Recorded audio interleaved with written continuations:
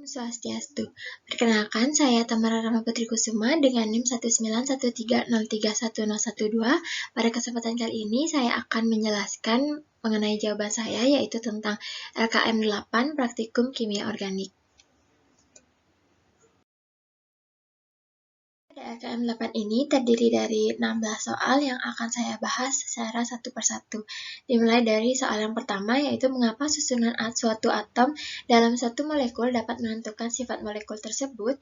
Jadi atom adalah partikel yang terkecil yang menyusun sifat dan karakteristik baik senyawa, molekul, dan lainnya. Jadi susunan atom dalam molekul itu menentukan sifat molekul tersebut karena adanya perbedaan ikatan antar atom yang menyebabkan kekuatan ikatan dan kestabilan atom pusatnya berbeda. Seperti contohnya yaitu pada isomer suatu molekul. Dengan rumus kimia yang sama tetapi rumus strukturnya berbeda, maka sifatnya pun juga berbeda serta senyawanya juga berbeda. Kemudian soal nomor 2 yaitu tuliskan rumus struktur asam maleat dan jumlah gugus fungsi yang terdapat dalam struktur molekulnya. Jadi rumus strukturnya dapat dilihat pada slide. Kemudian dalam senyawa asam maleat ini terdiri dari 2 gugus karboksilat yang mana berikatan satu dengan yang lainnya dan dibantu oleh etilena. Kemudian soal yang ketiga yaitu tuliskan rumus struktur asam fumarat dan jumlah gugus fungsi yang terdapat dalam struktur molekulnya. Jadi rumus struktur asam fumarat itu bisa dilihat pada slide, yang mana jumlah gugus fungsi pada asam fumarat ini terdiri dari gugus etilena yang berikatan dengan 2 gugus asam karboksilat. Kemudian soal yang keempat yaitu dalam sistem kesetimbangan tunjukkan mana yang lebih banyak cis atau trans dalam isomerisasi asam maleat dengan asam fumarat. Jadi dalam sistem kesetimbangan yang lebih banyak ada adalah isomer trans dan isomer trans ini merupakan isomer yang lebih stabil. Jadi strukturnya bisa dilihat pada slide yang mana asam maleat itu merupakan isomer cis dan dapat mengalami reaksi menjadi asam fumarat yang mana asam fumarat ini merupakan isomer yang trans. Kemudian soal yang kelima yaitu apakah yang dimaksud dengan asam maleat anhidrida? Jadi asam maleat anhidrida adalah sebuah senyawa organik dengan rumus kimia C4H2O3, yang mana dalam keadaan murninya senyawa ini tidak berwarna atau berwarna putih padat dengan bau yang cukup tajam. Asam maleat anhidrida ini secara tradisional dapat diisolasi dari oksidasi benzena atau senyawa aromatik lainnya. Terdapat banyak reaksi kimia yang dapat dilakukan oleh asam maleat anhidrida, yang mana contohnya itu hidrolisis yang menghasilkan asam maleat. Kemudian dengan alkohol dapat menghasilkan setengah ester. Kemudian maleat anhidrida ini juga merupakan dienofil dalam reaksi Diels-Alder. Dan asam maleat anhidrida ini merupakan ligan yang baik untuk kompleks logam bervalensi rendah. Misalnya PT, PPH3 2 kali, dan FeCO4. Kemudian soal yang nomor 6 adalah sebutkan alat dan bahan yang digunakan pada kondensasi aldol. Jadi alatnya itu merupakan yang pertama adalah Bu Erlenmeyer, magnetic stirrer, pipet volumetri, gelas ukur, spatula, kaca arloji, neraca analitik, gelas kimia, sentrifugasi, tabung sentrifuge, pipet Pasteur, dan cawan porselin. Kemudian bahannya ada benzaldehida, aseton, NaOH, aquades, etanol, HCl, 2,4 dinitrofenilhidrasil, BR2, dan CCl4. Yang mana gambar-gambar dari alat-alatnya tersebut tertera pada slide. Di sini misalkan ada labu Erlenmeyer, kemudian ada tabung sentrifugasi, ada sentrifugasinya, kemudian ada spatula, pipet Pasteur, dan lain sebagainya. Kemudian soal nomor 7 yaitu tuliskan mekanisme umum untuk kondensasi dengan katalis basa.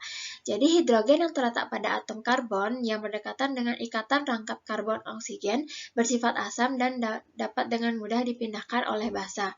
Jika suatu aldehid diolah dengan basa seperti natrium hidroksida akan membentuk ion enolat yang dapat bereaksi dengan gugus karbonil dari molekul aldehid yang lain. Reaksi ini disebut dengan reaksi kondensasi aldol.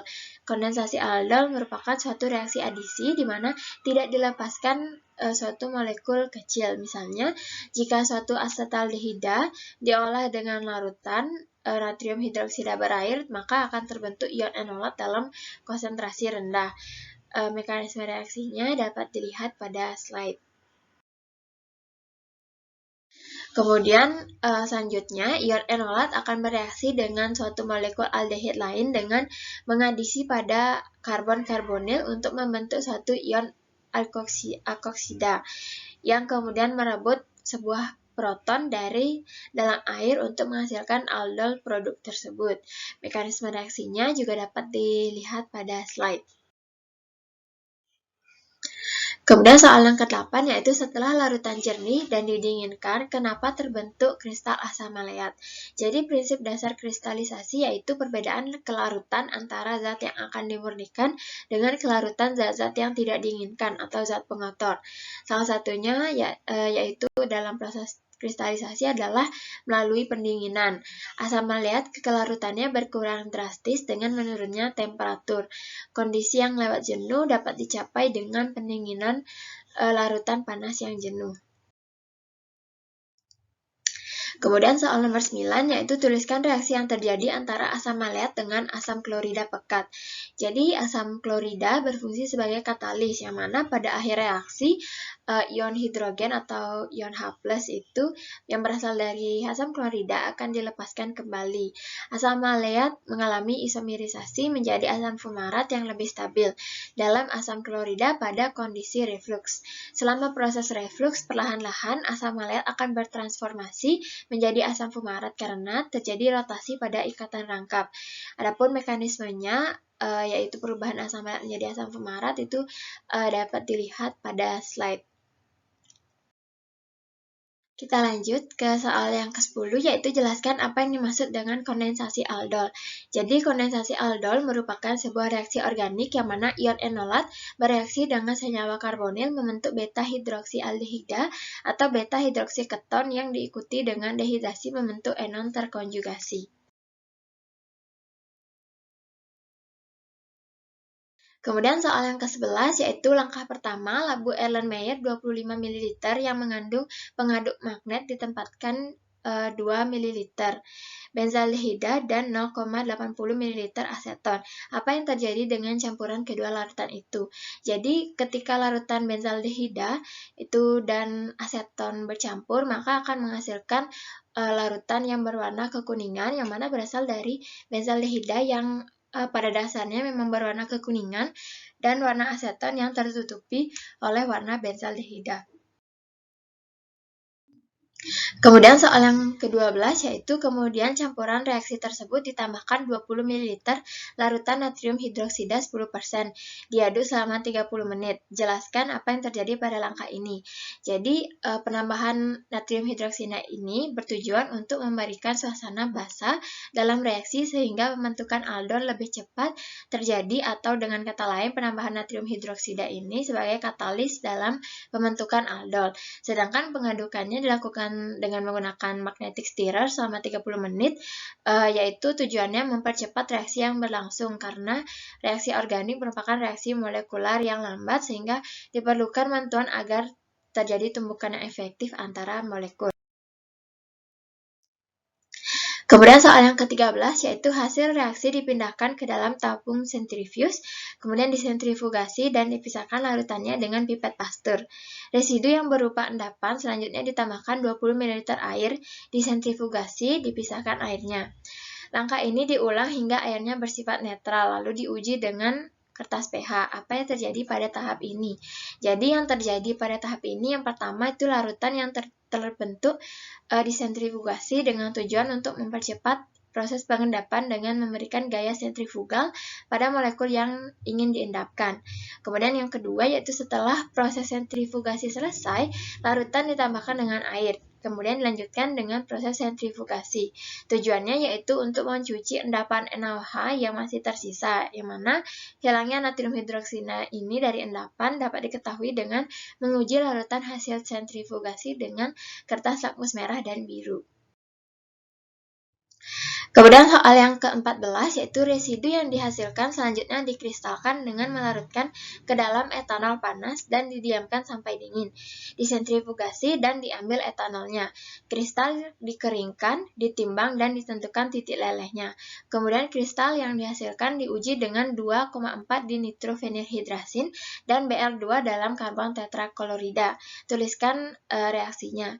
Jadi mekanisme reaksi yang terjadi pada tahap ini itu bisa dilihat pada slide, yang mana pada tahap ini terjadi perubahan warna, yang mana warna Br2 itu memudar. Ketika larutan Br2 dalam karbon tetraklorida itu ditambahkan benzaldehida, maka warna coklat dari bromin itu memudar. Hal ini berarti kristal benzaldehida memiliki ikatan yang tidak jenuh. Kemudian soal yang ke-15 yaitu di bidang biokimia, mengapa reaksi aldol adalah salah satu langkah kunci dalam glikolisis. Jadi dalam bidang biokimia ini, reaksi aldol adalah salah satu langkah kunci dalam glikolisis, yang mana reaksi ini dikatalisasi oleh enzim aldolase. Reaksi aldol berperan dalam menghasilkan produk dengan dua pusat stereogenik yang baru dengan mengubah satu molekul fruktosa 1,6 difosfat menjadi dua molekul yang berbeda, yaitu satu molekul gliseraldehida 3-fosfat dan satu molekul dihidroksiaseton fosfat atau DHAP. Kemudian soal yang terakhir, yaitu soal ke-16, jelaskan kajian dan bagaimana kita tahu bahwa percobaan argumentasinya benar itu berhasil pada artikel dengan judul Theoretical Analysis of Structural Diversity of Covalent Organic Framework, Stacking Isomer Structure, Thermodynamics and Kinetics. Jadi pada jurnal tersebut, peneliti menyebutkan bahwa meneliti mengenai struktur isomer dari COF 2 dimensi yang representatif untuk susunan monolayer dan 3D. Jadi COF itu seringkali kopolimer organik dua dimensi, di mana setidaknya dua jenis unit monomer dihubungkan melalui ikatan kovalen untuk menghasilkan lembaran permukaan besar yang dapat ditumpuk di atas satu sama lain melalui interaksi pi atau ikatan pi. Jadi peneliti juga beranggapan bahwa rotasi cincin parafenilena umum terjadi pada lapisan tunggal. Hasil percobaan menunjukkan ada juga kemungkinan struktur isomer monolayer terbentuk di bawah kondisi percobaan, dan struktur monolayer dapat bertumpuk menjadi struktur bertumpuk atau stack structure. Namun, struktur yang bertumpuk ini juga dapat dipengaruhi oleh konformasi rotasi lokal yang berbeda dari parafenilena di setiap monolayernya. Terakhir, pola XRD dari struktur 3 dimensi atau 3D yang bertumpuk yang awalnya diduga memiliki satu puncak, namun pada percobaan simulasi 1 tidak ditemukan hal yang sesuai dengan argumentasi tersebut, yang mana terdapat puncak tambahan di sekitar 2 theta atau 4 derajat. Sekian penjelasan saya mengenai LKM 8 Praktikum Kimia Organik ini. Mohon maaf apabila selama penjelasan terdapat kesalahan kata ataupun perilaku. Saya tutup dengan Paramesanti Om Santi Santi Santi Om. Sekian dan terima kasih.